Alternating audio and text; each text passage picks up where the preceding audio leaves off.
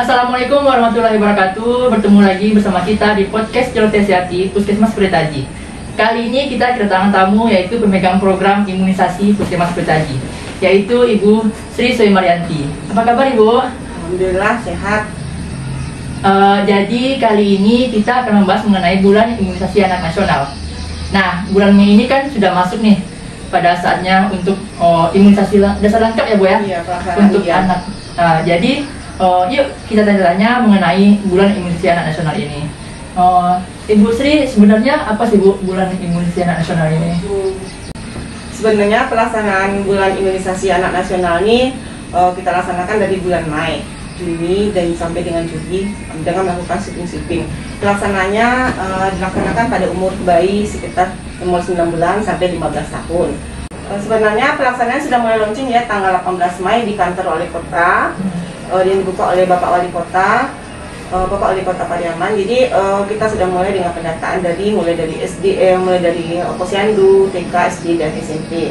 Kita sudah kumpulkan data, kita sudah bikin microplanning. Jadi banyak yang kita dapat di sana. Beberapa anak yang memang tidak ada sama sekali imunisasi, ada yang tidak lengkap. Jadi kita mulailah dengan pelaksanaan ini, kita mengejar anak-anak balita yang umur 9 bulan sampai 15 tahun yang tidak lengkap imunisasinya. Kita kejar dengan mulai gimana dia tidak mendapatkan imunisasi lanjutan dilaksanakan pada saat ini. Jadi semuanya dilaksanakan 9 sampai 59 bulan dengan imunisasi kejar pada bayi balita, kemudian pada yang campak 9 bulan sampai 15 tahun. Jadi untuk mengurangi angka kesakitan, karena kejadian KLB kan sudah banyak untuk Kota Pariaman, sudah lebih dari 1 sudah dianggap KLB, berarti udah sekitar 10 orang lebih. Jadi kemudian ori, difteri juga beberapa ada. Jadi pelaksanaan itu dilaksanakan oleh kementerian dari pusat. Jadi kita sudah melaksanakannya dengan mulai dari Posyandu. Jadi beberapa teman-teman di Posyandu juga sudah melaksanakan, tapi masih tetap ada yang tidak mau sama sekali karena mungkin karena masa pandemi yang 2 tahun mulai dari 2020 sampai 2022. Jadi kita mulai dengan imunisasi untuk pada anak-anak 0 km. Jadi pelaksananya kita laksanakan mulai dari TK, SD, SMP sampai di Posyandu. Pada minggu besok di Posyandu juga sudah dilaksanakan. Jadi pada anak sekolah mungkin kita akan tanya lagi sama gurunya kapan waktu akan kita laksanakan. Nah, berarti kan sudah dilaksanakan, sudah ada pendataan ya? Sudah siap. Pendataan sudah, terus sudah dilakukan di Posyandu ya beberapa Posyandu. Untuk sekolah nantinya untuk minggu depan? Minggu depan, rencananya minggu depan. Jadi hari ini kemarin dari Dinas Pendidikan sudah kasih jadwal kepada Dinas Kesehatan, juga sudah ngirim sama kita tentang jadwalnya. Cuma kita kolaborasi lagi dengan sekolah kapan akan pelaksananya, di mana anak-anak sudah mulai ujian, mungkin akan diundur lagi karena anak-anak sedang ujian. Jadi mungkin tapi kita akan minta jadwal kembali dengan kepala sekolah SD dan SMP. Untuk efek samping yang ditimbulkan dari imunisasi ini apa? Insya Allah untuk selama ini kita laksanakan dengan campak. Anak yang dapat campak umumnya tidak ada imunisasi sama sekali, tapi anak yang dapat campak dengan imunisasi campak untuk gejalanya tidak terlalu parah. Beberapa anak ada yang tidak dapat imunisasi campak, tapi gejalanya cukup parah sekali, ruam-ruam pada kulitnya lebih parah daripada yang tidak imunisasi sama sekali. Berarti itu ya efek sampingnya. Jadi anak yang dengan imunisasi dengan yang tidak imunisasi, apabila terkena campak mungkin gejalanya tidak terlalu berat. Tidak terlalu berat. Hanya gejala ringan ya. Nah, untuk apa yang harus disiapkan orang tua ketika anaknya mau diimunisasi? Anak dalam kondisi sehat. Kemudian aplikasi untuk imunisasi dia ini juga ada dalam aplikasi sehat namanya ASIK. Jadi kita sudah kita sudah mulai verifikasi data yang dalam aplikasi ASIK, beberapa data yang dalam wilayah Kota Pariaman. Jadi yang termasuk desa, kemudian kita sudah arahkan juga di Indonesia supaya bisa mendownload aplikasi ASIK. Jadi beberapa teman sudah mendownload aplikasi ASIK. Jadi kita cuma butuh verifikasi. Jadi persiapan yang untuk orang tuanya KTP, nomor NIK anak pada kakak, kemudian nomor telepon. Karena pada aplikasi ASIK juga nanti ada sertifikat vaksin, sertifikat imunisasi pada anak. Jadi di situ semuanya sudah tertera imunisasi lanjutan apa yang akan diberikan pada anak tadi. Jadi semuanya sudah lengkap di sana. Jadi ada sertifikatnya sama dengan sertifikat vaksinasi COVID. kalau vaksinasi COVID kan sertifikatnya juga ada di aplikasi Smile. Sama dengan yang kejadian yang di Asik juga ada nanti sertifikatnya. Berarti anak sudah lengkap dengan imunisasinya tadi. Berarti anak nanti diberi sertifikat ya Bu ya? Ya, di dalam aplikasi Smile. Jadi kita kan meneliti lagi tuh siapa yang belum. Jadi kita nanti cuma kita verifikasi siapa yang kita berikan. Nanti ada cross check di sana. Jadi di sana nanti sertifikatnya kalau seandainya sudah lengkap mungkin akan dikirim ke nomor WA masing-masing. Cuman mungkin aplikasi Asik sekarang sedang dalam perbaikan, jadi mungkin penyempurnaan karena di sana semua aplikasi ada kayak dari PTM, bukan hanya untuk imunisasi saja. Kayaknya semua program kayaknya sudah dalam aplikasi Asik itu juga sudah ada. Kalau PTM juga ada. Jadi saling sambung berkesinambungan jadi keseluruhannya. Jadi data itu dalam satu aplikasi kayaknya. Nah, untuk jenis imunisasi yang diberikan apa saja vaksinnya? Imunisasi yang diberikan pada balita yang 9 bulan sampai 15 tahun itu campak. Kemudian pada imunisasi kejar juga diberikan pada bayi yang tidak lengkap dari misalnya imunisasi cuma DPT 1, bisa dilanjutkan sampai DPT 2-nya, DPT 3, lanjut pada saat dengan interval jarak yang tetap diberikan 1 bulan. Jadi pada saat pelaksanaan seandainya pada bayi tadi terkena ada yang misalnya tidak lengkap, misalnya dari 9 bulan sampai yang 12 tahun misalnya tidak lengkap imunisasi DPT, kita tanya bisa kita berikan imunisasinya ganda sekalian DPT 3 dengan campak. Jadi bisa imunisasi ganda karena mengurangi rasa sakit pada bayi tadi kalau imunisasinya ganda. Jadi mungkin untuk demam pada bayi tadi akan berkurang. Masalahnya kita ada workshop dengan Kementerian. Di sana nampak anak yang dengan imunisasi ganda tuh untuk sakitnya, untuk rasa sakit pada bayi mungkin akan sedikit berkurang daripada yang sebelum daripada imunisasinya cuma 1 saja, misalnya DPT saja. Tadi kita pemberian pada bayi 9 bulan sampai 15 tahun itu kan kita campak dengan target yang diberikan dari pusat 95%. Mudah-mudahan akan tercapai.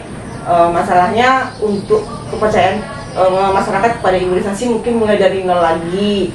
Sebelumnya kita dapat pialanya bagus, sekarang dapat pialanya mungkin hitam karena imunisasi memang tidak tercapai sama sekali. Banyak desa-desa yang tidak termasuk desa uci lagi karena sudah zona merah dengan imunisasi tadi, karena kepercayaan masyarakat tadi yang mulai kurang, mulai tidak ada lagi untuk imunisasi tadi. Tapi kita tetap berusaha dengan mengadakan penyuluhan di beberapa tempat di Posyandu, tetap dikasih tahu dengan petugas kesehatan yang memberikan penyuluhan untuk tetap melanjutkan imunisasi rutin karena bukan hanya untuk perlindungan pada bayi saja. Jadi perlindungan semakin banyak yang imunisasi, perlindungan di sekitar pada bayi-bayi akan lebih bagus. Maksudnya untuk angka penularannya mungkin lebih berkurang. Sama dengan vaksinasi COVID. Vaksinasi COVID kan semakin banyak orang yang imunisasi, kekebalan yang di sekitarnya lebih kuat daripada yang tidak sama sekali untuk yang imunisasinya, vaksinnya. Sama dengan itu dengan bayi, semakin banyak bayi yang imunisasi, semakin kuat kekebalan pada bayi tadi. Jadi kalau bisa kita mencapai target 90%, sebelumnya kita sampai pada bias 95%. Tapi setelah pandemi hanya 30% untuk mencapai imunisasi bayi. Jadi tidak sampai 95%. Jadi di situ kami agak kewalahan juga dengan imunisasi tadi karena beberapa tidak mau, malah beranggapan anaknya mau divaksinasi COVID, padahal yang diberikan imunisasi rutin bukan vaksinasi COVID. Apabila orang tua tidak bisa membawa anaknya ke posyandu atau di sekolah tidak dapat diberikan vaksinasi ini atau imunisasi ini, kemana si orang tua ini bakal untuk mendapatkan vaksinasi untuk anaknya ini? Untuk imunisasi ini bisa kita laksanakan di TK, SD, posyandu, dan SMP. Jika anak-anak tidak bisa dalam keadaan demam, misalnya di tempat di sekolah atau di rumahnya lagi, kita bisa pelaksananya di puskesmas. Kita melayani setiap hari untuk pelayanan imunisasi di puskesmas untuk biar tadi, juga imunisasi rutin. Jadi sebenarnya kita tidak buka, maksudnya kita bukanya setiap hari lagi karena untuk pelaksanaan tadi kita mengharapkan masyarakat, ibu-ibu yang punya balita yang pokoknya umurnya 15 tahun ke bawah bisa membawa anaknya untuk imunisasi MR tadi untuk eliminasi campak, itu imunisasi campak. Jadi bisa dilaksanakan di puskesmas ya Bu ya? Bisa dilaksanakan di puskesmas. Nah, untuk biayanya apakah gratis atau membayar? Gratis. Pemerintah menyediakan vaksinnya, imunisasinya gratis. Nah, untuk bayi-bayi atau balita yang belum mendapatkan imunisasi dasar lengkap, Bu, apakah pada saat bian ini bisa didapatkan? Bisa.